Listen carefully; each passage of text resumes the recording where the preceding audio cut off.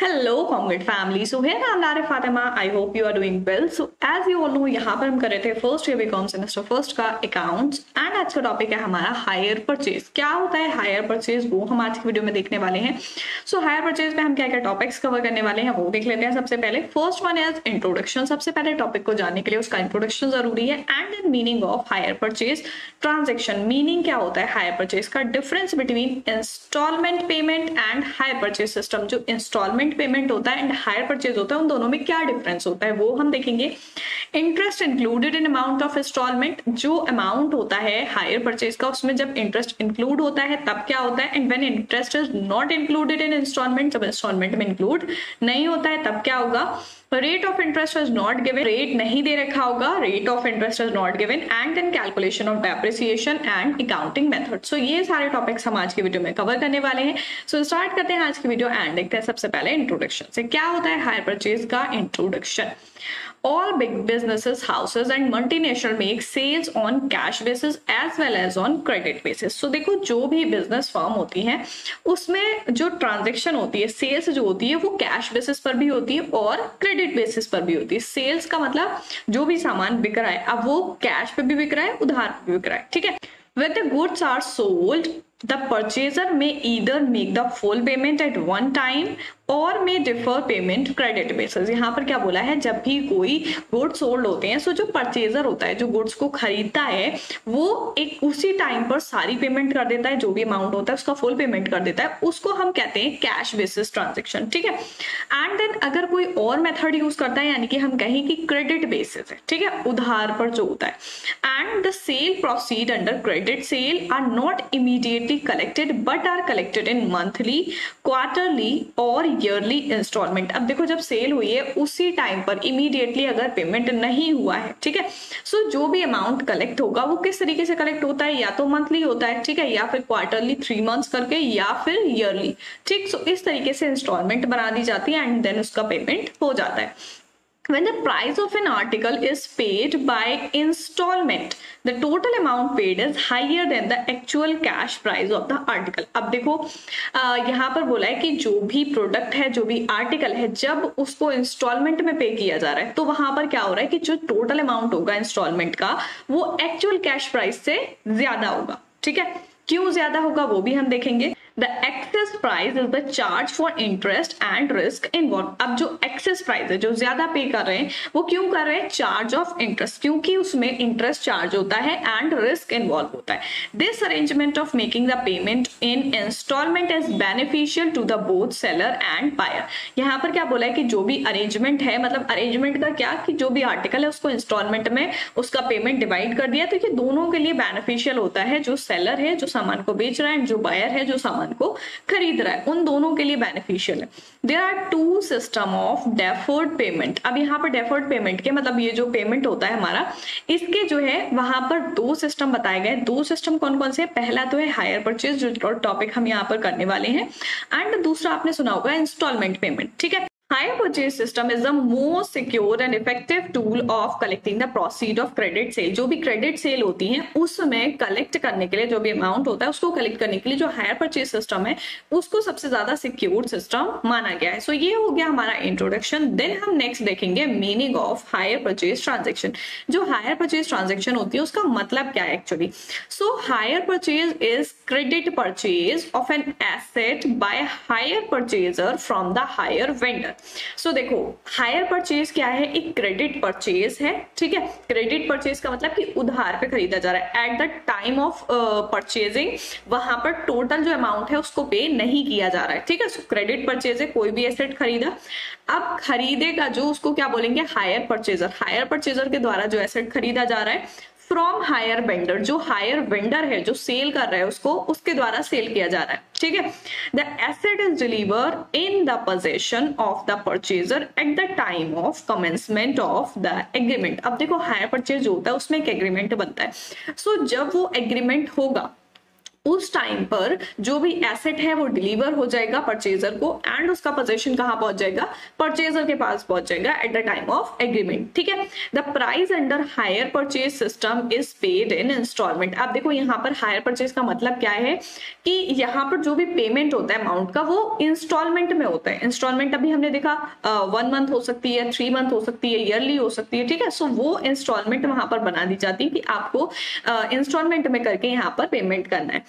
The instalment may be annual, 6 monthly, quarterly etcetera. ये आपकी monthly भी हो सकती है, 6 मंथ हो सकती है, एनुअली पूरे साल की हो सकती है, या फिर क्वार्टरली हो सकती है। ठीक है, the instalment include the part of outstanding cash price and the interest on the outstanding cash price from the date of last instalment paid to due date of instalment. अब देखो यहाँ पर क्या बोला है कि जो इंस्टॉलमेंट होती है मतलब जितना अमाउंट है इंस्टॉलमेंट का, उसके साथ साथ क्या चीज लगी होती है, उसमें इंटरेस्ट भी लगा होता है, जो आउटस्टैंडिंग कैश प्राइस है उसका। ठीक है, पहले से जो कैश प्राइस था, अब date from the date of last instalment, जो लास्ट इंस्टॉलमेंट तक डेट होगी। ठीक है, कि आपको अगर मंथली कर रहे हो तो कितने टाइम बाद जाके आपकी पूरी इंस्टॉलमेंट पूरी होंगी। ठीक है, the hire purchaser become the owner of the goods after the payment of all instalment as per agreement. अब देखो यहाँ पर क्या बोला है कि हायर परचेजर जो है वो ओनर बन जाता है। कब बनेगा ओनर, जब वो सारी इंस्टॉलमेंट पेड कर देगा।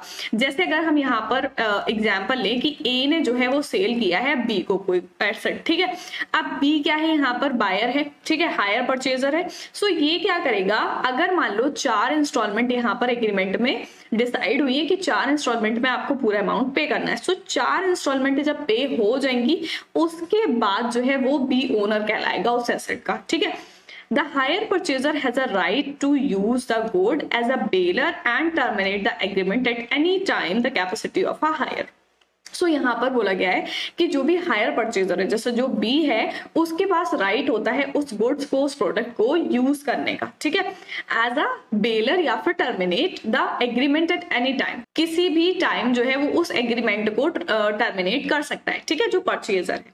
तो ये हो गया मीनिंग। अगर हम ओवरऑल शॉर्ट में बात करें कि हायर परचेज का मतलब यहाँ पर क्या है, सो हायर परचेज का मतलब क्या है, यहाँ पर बोला है कि कोई भी क्रेडिट सेल होती है। ठीक है, क्रेडिट सेल जब हो रही है एक परचेजर एंड एक सेलर के बीच में, एक वेंडर के बीच में, सो वहां पर क्रेडिट परचेज में जब ये एग्रीमेंट डिसाइड होता है, एग्रीमेंट बनता है, वहां पर ये डिसाइड होता है कि जो भी पेमेंट है वो इंस्टॉलमेंट में होगी एंड उसके साथ साथ ये इंटरेस्ट लगेगा और गुड्स जो है at the time of agreement उसको, जो भी बायर है उसको दे दिया जाता है।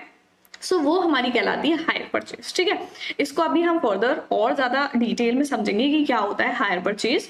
And then it default in payment of any instalment. अगर किसी इंस्टॉलमेंट में डिफॉल्ट होता है, जैसे कोई भी इंस्टॉलमेंट है वो जो बायर है वो पे नहीं कर पाता है, तब क्या होगा। सो देखो, अगर हम यहाँ पर मान लेते हैं कि यहाँ पर ए जो था वो वेंडर था एंड बी जो था वो बायर था। ठीक है, बी ने मान लो यहाँ पर 10,000 के कोई भी गुड्स खरीदे, एसेट खरीदे हायर परचेज पर। ठीक है, अब यहाँ पर बोला कि आपको 5 इंस्टॉलमेंट पे करनी है। ठीक है, 5 इंस्टॉलमेंट पे करनी है एंड वो 2,000 की पे करनी है। ठीक है, सो फर्स्ट जो पेमेंट होगी 2,000 की एंड देन उसके साथ साथ क्या लगेगा, इंस्टॉलमेंट में जो इंटरेस्ट होगा वो ऐड होगा। अब मान लो 2-4 इंस्टॉलमेंट करने के बाद जो चौथी इंस्टॉलमेंट है, मान लो बी ने वो पे नहीं कर पाया, डिफॉल्ट हो गया उसमें। सो तब क्या होता है, डिफॉल्ट क्या मतलब है कि जब भी कोई बायर है, जो हायर बायर होता है, हायर परचेजर होता है, सो जब वो किसी इंस्टॉलमेंट को पे नहीं कर पाता है उसको हम बोलते हैं default in the payment of any instalment. If there is a default in payment of any instalment, the hire vendor will take away the goods from the position of purchaser without refunding him any amount. जब buyer जो है वो क्या करेगा, अगर कोई भी payment नहीं पे कर पाता है तो जो वेंडर है जिसका वो एसेट था वो क्या करेगा, आएगा, अपना एसेट उठाएगा और चला जाएगा। ठीक है, क्यों, अब देखो यहाँ पर जो भी एसेट है, जो वेंडर ने एसेट दिया था तो उसको इंस्टॉलमेंट पेमेंट के लिए दिया था कि भाई आप इंस्टॉलमेंट में पेमेंट करते रहो एंड देन जब पूरी इंस्टॉलमेंट हो जाएगी तब ये आपका एसेट हो जाएगा, पूरी ओनरशिप आपके पास आ जाएगी। बट अगर आप कोई भी इंस्टॉलमेंट पे नहीं करते हो देन जो पोजीशन है वो परचेजर का नहीं रहेगा। ठीक है, वो किसका होगा, वेंडर का होगा।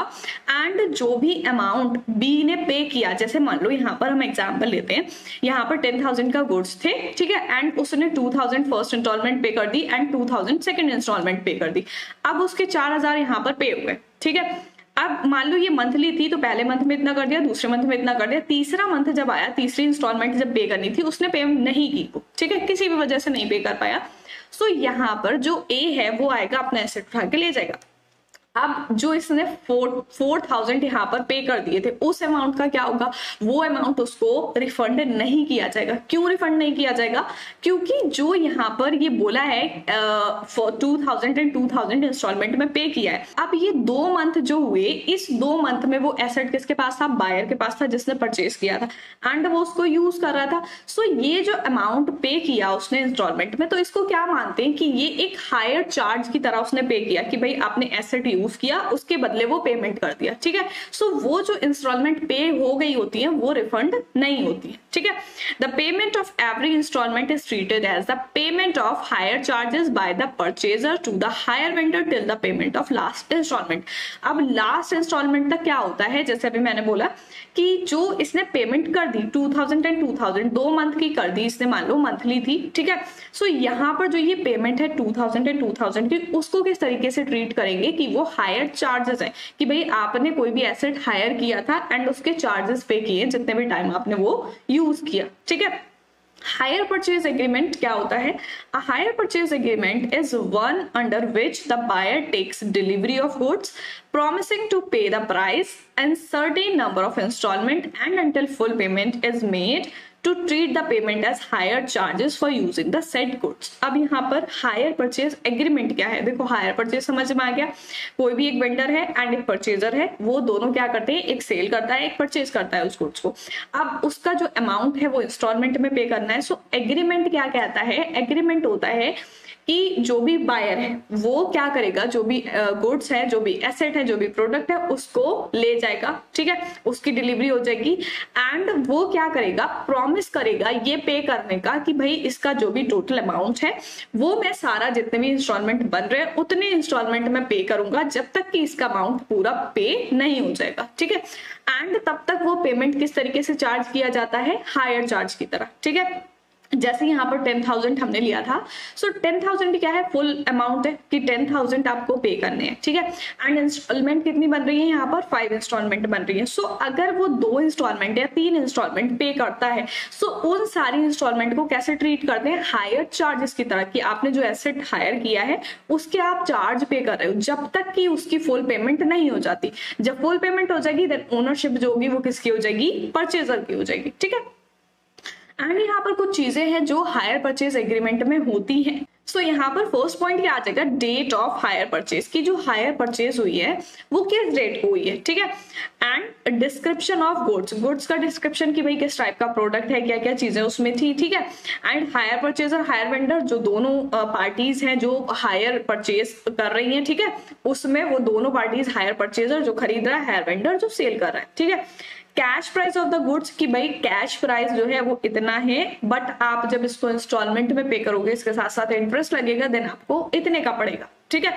सो इसमें कैश प्राइस भी बताया जाता है कि किसी भी गुड्स का कैश प्राइस कितना है।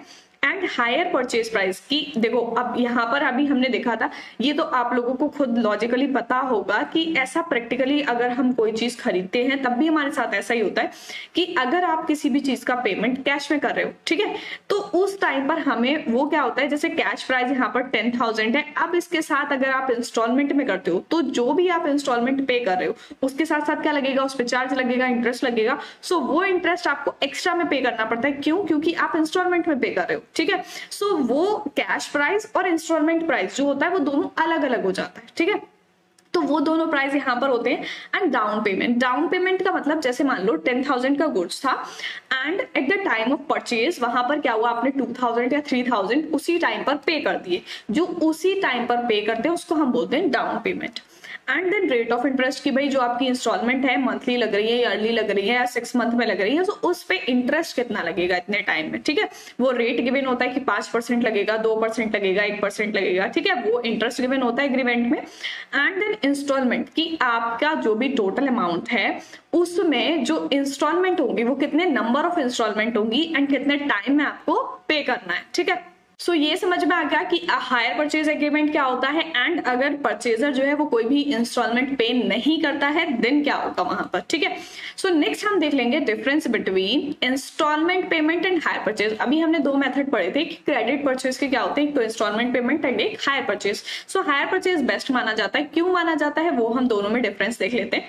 First one is hire purchase system. Hire purchase system क्या होता है, the transfer of ownership take place after the payment of all instalment. यहाँ पर क्या बोला है कि जो ओनरशिप है वो कब ट्रांसफर होती है, जब सारी पेमेंट टोटल हो जाती है। जैसे अगर हम यहाँ पर एग्जांपल लें कि ए था एक वेंडर एंड बी था परचेजर, ठीक है। ए जो है वो हायर वेंडर है एंड बी हायर परचेजर है। सो यहाँ पर अगर एक ट्रांजेक्शन हुई है 10,000 के गुड्स की, ठीक है, 10,000 के गुड्स थे एंड ए ने सेल किए हैं, बी ने परचेज किए, बट वहां पर क्या है, हायर परचेज सिस्टम है। हायर परचेज का मतलब कि इंस्टॉलमेंट में पे करना है, ठीक है, इंस्टॉलमेंट में पे करना है। सो यहाँ पर क्या होगा, जो ओनरशिप है वो कब ट्रांसफर होगी, जो लास्ट इंस्टॉलमेंट होगी, ठीक है। यहाँ पर अगर मान लो 5 इंस्टॉलमेंट बनाई गई है, 2000 एंड 2000 की हर मंथ बनाई गई है, ठीक है। सो यहाँ पर जो 2000 की इंस्टॉलमेंट है, 5 इंस्टॉलमेंट होने के बाद, तो ये जो लास्ट इंस्टॉलमेंट हो जाएगी उसके बाद जो है वो ओनरशिप ट्रांसफर होगी बी को, ठीक है। सो ये होता है हायर परचेज में। एंड देन हम देख लेते हैं instalment payment system. Instalment payment system में क्या होता है, तो ownership is transfer immediately at the time of agreement. Instalment में क्या होता है, जो ओनरशिप है वो उसी टाइम ट्रांसफर कर दी जाती है at the time of agreement, जब भी एग्रीमेंट बनेगा।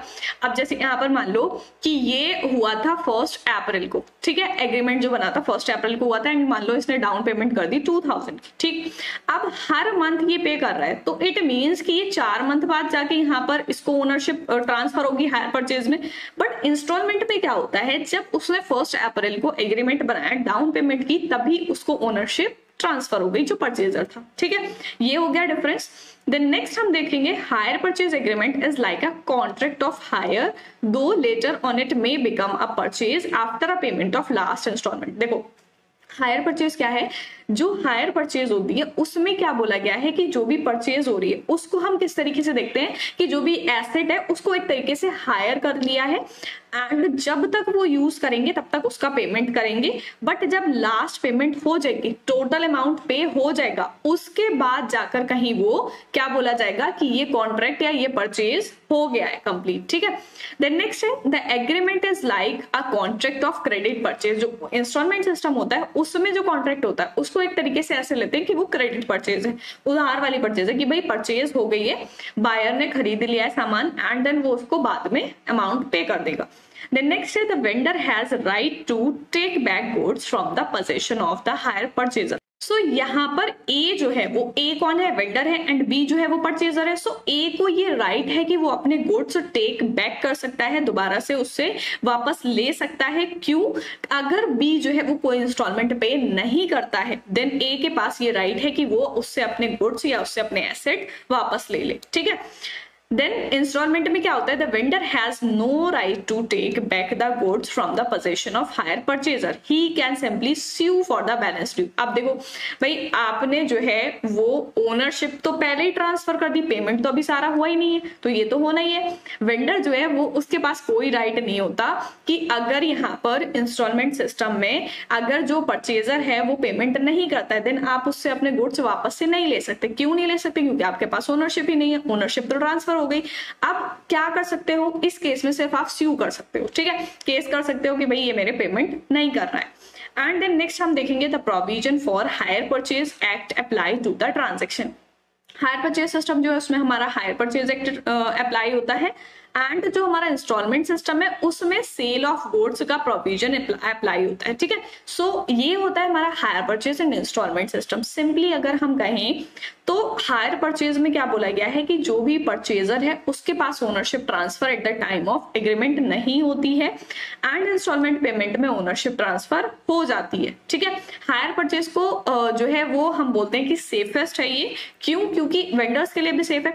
आप देखो वेंडर, अगर कोई जो परचेजर है उसने उसने इंस्टॉलमेंट पे नहीं की तो क्या करोगे, आप अपना सामान उठा के उससे ले आओगे एंड जो भी पेमेंट उसने किया वो उसको रिफंड नहीं किया जाएगा। क्यों नहीं किया जाएगा, क्योंकि जितने टाइम उसने गुड्स यूज किया उसका पेमेंट उसने कर दिया है ना। तो इतने टाइम जितने टाइम का उसने इंस्टॉलमेंट पे किए हैं वो गुड्स भी तो यूज कर रहा था उस टाइम का, सो वो हायर चार्जेस की तरह मान लिए जाते हैं। सो ये हो जाएगा हमारा डिफरेंस। देन हम नेक्स्ट पॉइंट देखेंगे, interest included in amount of instalment. And एक केस होता है जब हमारा इंटरेस्ट इंक्लूड नहीं होता है। सो फर्स्ट हम देख लेते हैं जब हमारा इंस्टॉलमेंट में इंटरेस्ट का अमाउंट इंक्लूड होता है। In case of higher purchase price, that is payment made in the form of down payment and all installment is more than the cash price, it is regarded that the interest is included in installment। अब देखो भाई, अगर आप cash में पे करते हो या अगर आप हायर परचेज में पे करते हो, उसमें कैश और हायर परचेज प्राइस में डिफरेंस रहेगा। क्यों डिफरेंस रहेगा, क्योंकि एक चीज का प्राइस जो है वो eight the time of purchase पे कर रहे हो उसको हम कैश प्राइस बोलते हैं, बट एक चीज का आप पेमेंट जो है वो 10 महीने में कर रहे हो, 5 महीने में कर रहे हो, उसको इंस्टॉलमेंट सिस्टम बोला जाएगा। उसके साथ साथ आपका हर महीने का इंटरेस्ट चार्ज होगा, सो वहीं पर प्राइस उसका बढ़ जाता है, ठीक है।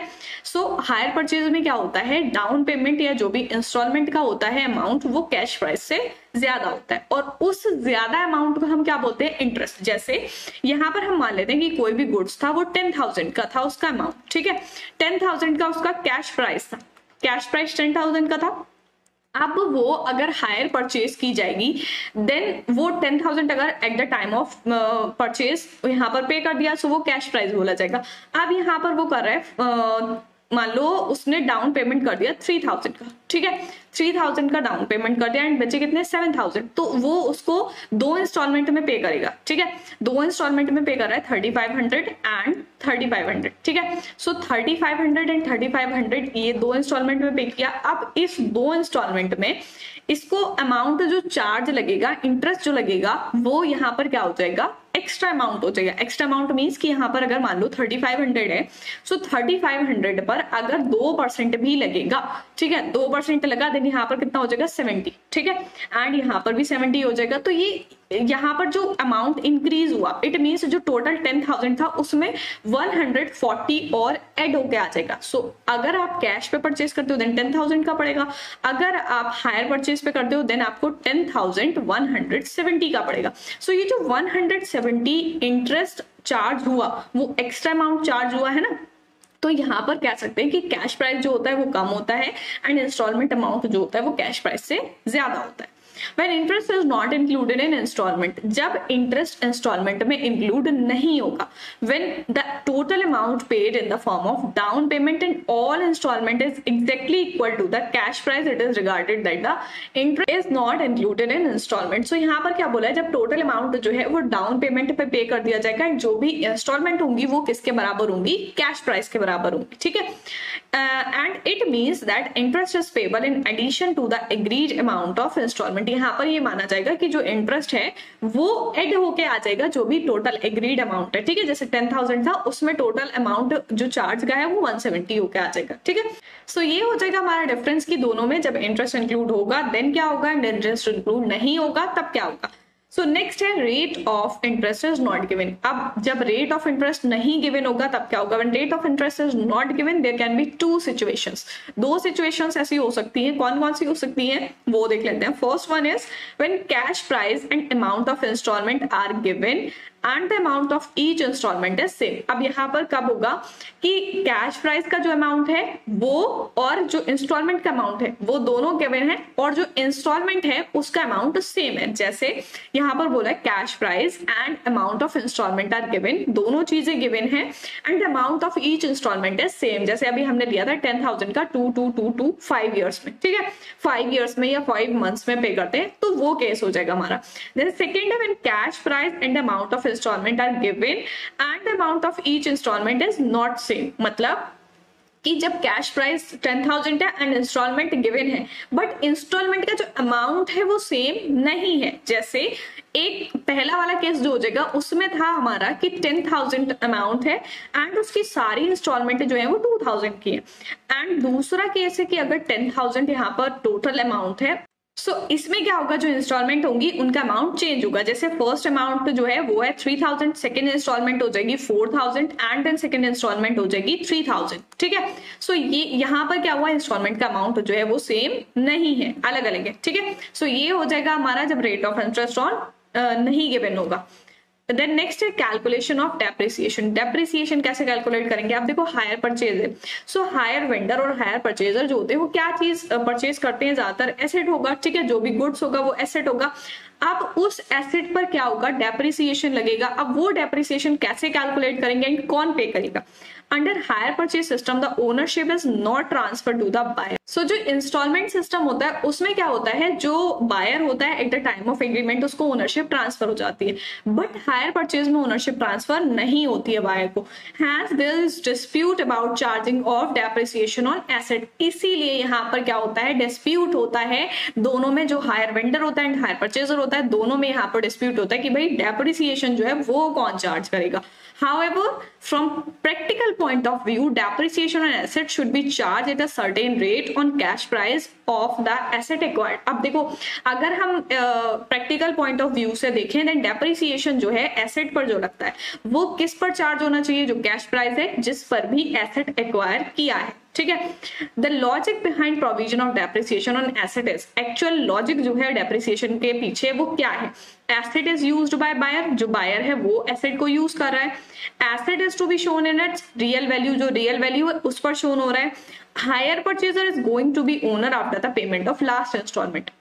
लास्ट इंस्टॉलमेंट जब हो जाएगी उसके बाद उसका ओनर कौन बनने वाला है, hire purchaser. So depreciation should be provided as matter of policy in the books of buyer. So depreciation कहां पर प्रोवाइड होना चाहिए, in the books of buyer, मतलब जो बायर है जो यूज कर रहा है उस गुड्स को, उस एसेट को, वो डेप्रिसिएशन पे करेगा। Depreciation should B charge on asset every year on the cash price under straight line और रिड्यूसिंग बैलेंस मेथड। सो यहाँ पर डेप्रिसिएशन जो है वो हमारा दो मेथड से निकलता है। फर्स्ट है straight line method and then second होता है रिड्यूसिंग बैलेंस मेथड या written down value method. So इन दोनों मेथड से हम डेप्रिसिएशन निकालते हैं किसी भी एसेट का। डेप्रिसिएशन जो है वो हर साल निकलता है, ठीक है, on every year and cash price पर निकलेगा। ठीक है, सो कैसे कैलकुलेट करेंगे समझ में आ गया। एंड कौन कैलकुलेट करेगा, बायर कैलकुलेट करेगा। ठीक है, क्यों, क्योंकि वो गुड्स को यूज कर रहा है and at the time of last instalment वो उसका जो है ओनर बन जाएगा। ठीक है, सो ये हो जाएगा हमारा depreciation. And then next point हम देखेंगे अकाउंटिंग मेथड्स। क्या क्या अकाउंटिंग मेथड्स यूज होते हैं। The method of accounting for hire purchase transaction depend on the value of sale. Sales की वैल्यू के ऊपर डिपेंड करता है कि कौन सा मेथड जो है वो हायर परचेज में यूज होगा। Higher purchase accounting method for goods of small sale value may be debtor method और stock and debtor method। So देखो, अगर हायर परचेज जो है वो छोटी मोटी सेल होती है, मतलब बहुत ज्यादा बड़ा अमाउंट नहीं होता है, सो वहां पर डेटर मेथड या फिर stock and debtor method use होता है। If the good have substantial sale value then the accounting method as per accounting standard 10 which deal with the valuation of fixed asset acquired on hire purchase terms, they are recorded in their cash price. So अगर substantial cell होती है then उसमें कौन सा method use होता है, accounting standard 10 में जो गिवन है वैल्यूएशन ऑफ फिक्स्ड एसेट उसके हिसाब से लगाते हैं। Asset acquire on hire purchase term, जो भी हायर परचेज की टर्म्स होती हैं तो उसमें कैसे रिकॉर्ड होगा, कैश प्राइस पर। The interest has to be write off as an expense. और जो इंटरेस्ट होता है वो किस तरीके से राइट ऑफ होता है, एक एक्सपेंस की तरह उसको राइट ऑफ करते हैं, मतलब जो एक्स्ट्रा चार्ज लग रहा है उस पर उसको राइट ऑफ करते हैं। The accounting entries can be passed by buyer in any of three methods। जो buyer है वो ये accounting entries बना सकता है इन तीनों मेथड को यूज करके। अभी हमने देखा कि डेप्रिसिएशन भाई कौन चार्ज करेगा, जो बायर है उसको चार्ज करना पड़ेगा, डिस्प्यूट नहीं है। ठीक है, खत्म हो गया डिस्प्यूट। जो बायर है वो चार्ज करेगा, कैसे चार्ज करेगा, कौन से मेथड जो है वो यूज करेगा। First one is asset accrual method, जो एक्चुअल कैश प्राइस मेथड भी कहलाता है। एंड देन नेक्स्ट है interest suspense method and last one is full cash price method, जो पूरा कैश प्राइस मेथड होता है उस पर। सो ये अकाउंटिंग मेथड जो है वो बायर यूज करता है। आई होप आप लोग को समझ में आ गया होगा कि हायर परचेज क्या होता है। हायर परचेज के बारे में आज हमने देखा कि हायर परचेज क्या होता है, इसका introduction, meaning and default in payment of any instalment, कि भाई अगर जो इंस्टॉलमेंट बनाई गई है उसको अगर जो परचेजर है वो पे नहीं कर पाता है देन क्या होगा। एंड जो पॉइंट्स है कि हायर परचेज एग्रीमेंट में क्या क्या पॉइंट्स वहां पर रखे जाते हैं। एंड डिफरेंस की इंस्टॉलमेंट पेमेंट में और हायर परचेज में क्या डिफरेंस है। ठीक है, देन नेक्स्ट है interest included in amount and interest is not included in amount. So क्या होगा, रेट ऑफ इंटरेस्ट जब गिवन नहीं होगा तो क्या क्या सिचुएशंस होंगी, कैलकुलेशन ऑफ डेप्रिसिएशन किस तरीके से कैलकुलेट करेंगे एंड कौन उसको पे करेगा एंड उसमें क्या क्या मेथड्स यूज होंगे, कौन कौन से मेथड्स यहाँ पर अकाउंटिंग मेथड लगाए जाएंगे। और यहाँ पर ये आज की वीडियो थी हमारी इंट्रोडक्शन वीडियो। अकाउंटिंग मेथड्स क्या होते हैं वो सारे हम यूज करेंगे, जो हायर परचेज का न्यूमेरिकल क्वेश्चंस होंगे एंड नेक्स्ट वीडियो में हम न्यूमेरिकल क्वेश्चन भी करेंगे और देखेंगे कुछ जर्नल एंट्रीज कि hire purchaser and hire vendors की बुक में कौन कौन सी जर्नल एंट्रीज होती हैं। तो नेक्स्ट वीडियो में करेंगे न्यूमेरिकल क्वेश्चंस। मिलते हैं नेक्स्ट वीडियो में, तब तक के लिए गुड बाय।